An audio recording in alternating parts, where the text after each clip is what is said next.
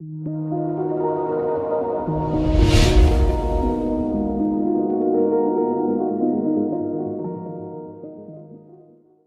दोस्तों, स्वागत है आप सबका न्यूज़ RJ 13 पर।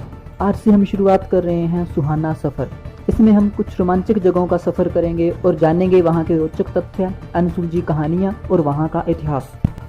राजस्थान में कई किले और महल अब भी शान से खड़े हैं, जिनकी वास्तुकला की चर्चा पूरी दुनिया में प्रसिद्ध है। राजस्थान में हर किले और महल के वास्तुकला की अपनी एक अलग ही पहचान और शान है। इन्हीं शानों में से एक है जयपुर का हवा महल।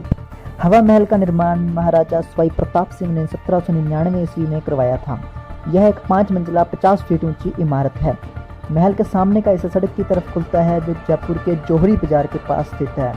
यह पूर्ण रूप से लाल और बलुआ पत्थर से बनी हुई इमारत है, जो कि आकर्षण का केंद्र है। हवा महल को लालचंद उस्ताद नाम के वास्तुकार ने बनाया था। उन्होंने जयपुर शहर की वास्तु योजना में भी सहयोग किया था। हवा महल के भीतरी भाग में अलग अलग आवश्यकता के अनुसार कमरे बने हुए हैं। यह महल देखने में किसी राजमुकुट की तरह लगता है। हवा महल का मतलब साफ है, हवा का महल।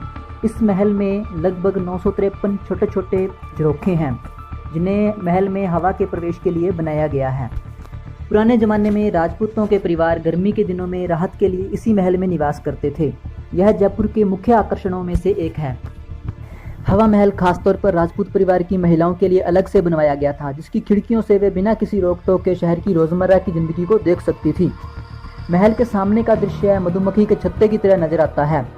इसी इमारत में बने जटिल खिड़कियों से महल की औरतों को बाहर की जिंदगी देखने की अनुमति थी, पर उन्हें कोई नहीं देख सकता था।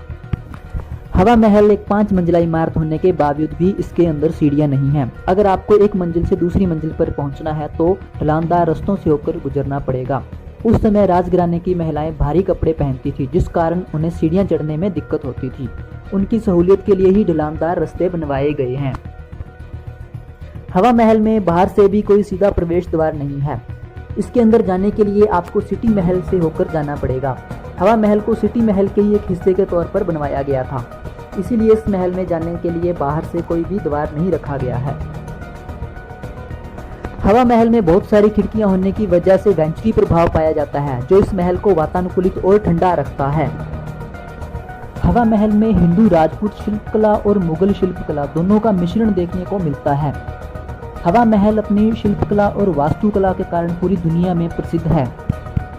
हवा महल का नाम यहाँ के 5वीं मंजिल से पड़ा है, जिसे हवा मंदिर कहते हैं। यदि आप भी हवा महल को देखना चाहते हैं तो नवंबर से फरवरी का समय इसे देखने के लिए सबसे अनुकूल माना जाता है। इस समय गर्मी की कोई दिक्कत नहीं रहती। हवा महल को सुबह 9:30 बजे से लेकर शाम के 4:30 बजे तक देखा जा सकता है। हवा महल के भीतर एक संग्रहालय भी स्थित है, जो शुक्रवार को बंद रहता है। अपनी सुंदरता और आकर्षक रचना की शालीनता लिए यह महल शान से जयपुर शहर के बीच में खड़ा है। इसकी आकर्षक शैलियां तब की वास्तुकला की अद्भुत प्रतिभा को बखूबी दर्शाती हैं। तो अगली बार जब भी आप अपनी राजस्थान यात्रा पर निकले तो इस यूनिक और प्रसिद्ध जगह की यात्रा अवश्य करें।